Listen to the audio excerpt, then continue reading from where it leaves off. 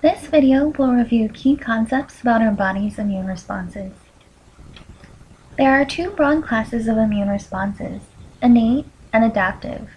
The innate immune system is the first line of defense that our body provides after pathogens get past physical barriers such as the skin and mucous membranes.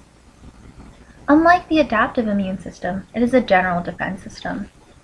If our bodies were castles, the innate system would be the castle walls that try to keep all invaders out and the booby traps that try to respond to any and all invaders. In contrast, the adaptive system would consist of the generals and soldiers that can respond to specific enemies. The innate immune system has cells that cause inflammation, which serves as a distress signal and facilitates pathogen removal. It has phagocytes that engulf pathogens, and antigen-presenting cells that help the adaptive immune system mount a stronger and more specific response. An antigen is a molecule that can elicit an immune response, and stands for antibody generator. Adaptive immune responses are highly specific responses to pathogens that can be remembered and thus provide long-term protection. These responses are carried out by white blood cells called lymphocytes. There are two broad classes of adaptive immune responses: B-cell mediated responses, or antibody responses, and T-cell mediated responses. B cells come from bone marrow, and T cells come from the thymus. The function of B cells is to make antibodies, or immunoglobulins.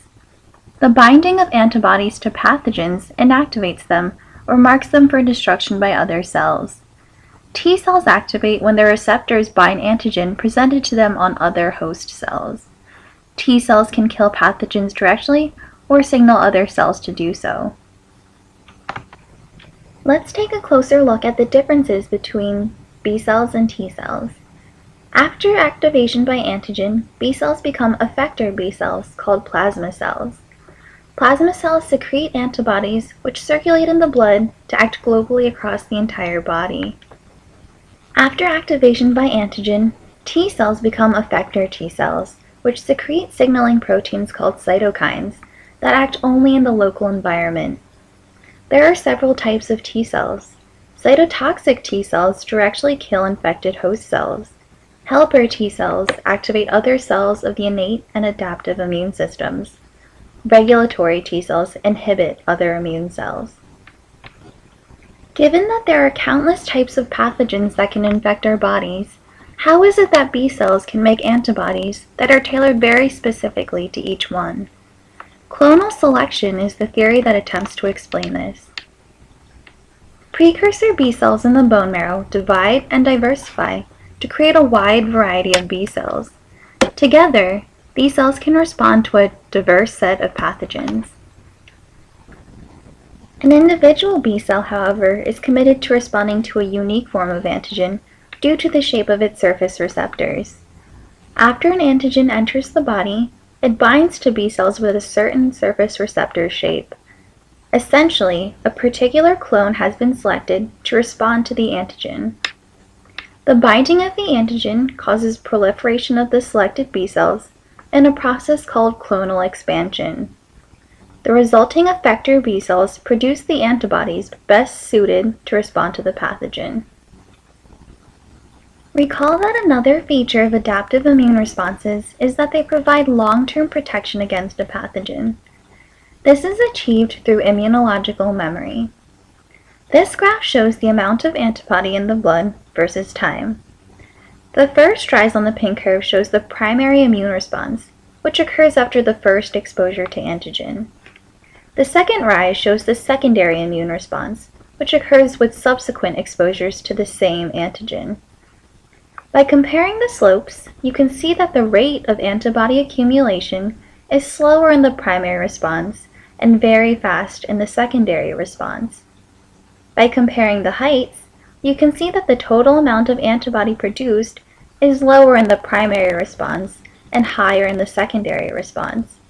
So, the secondary response, which is a result of immunological memory, makes it so that the immune system is faster and stronger after the antigen has already been seen once. But what is the basis for this memory? The most immature form of B cells is the naive cell. When naive cells in the bone marrow are first exposed to antigen, they make both effector cells that secrete antibodies and memory cells. Memory cells don't secrete antibodies, but they do become effector cells more easily upon subsequent exposure to the same antigen. Like naive cells, memory cells can make effector cells or more memory cells. A key difference between memory and effector cells is their lifespan. Memory cells can last for the entire lifetime of the host. Effector cells can last only up to a few weeks.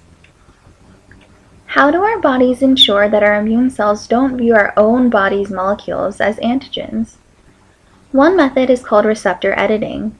When a lymphocyte binds a molecule from our own body, a self-antigen, it changes the shape of its receptors so that it no longer responds to that molecule. Another method is clonal deletion. The binding of a self-antigen causes the lymphocyte to undergo programmed cell death, or apoptosis. Another method is clonal inactivation. The binding of a self-antigen simply renders the lymphocyte non-functional. One last method is clonal suppression. Here, regulatory T cells inhibit the activity of self-reactive lymphocytes.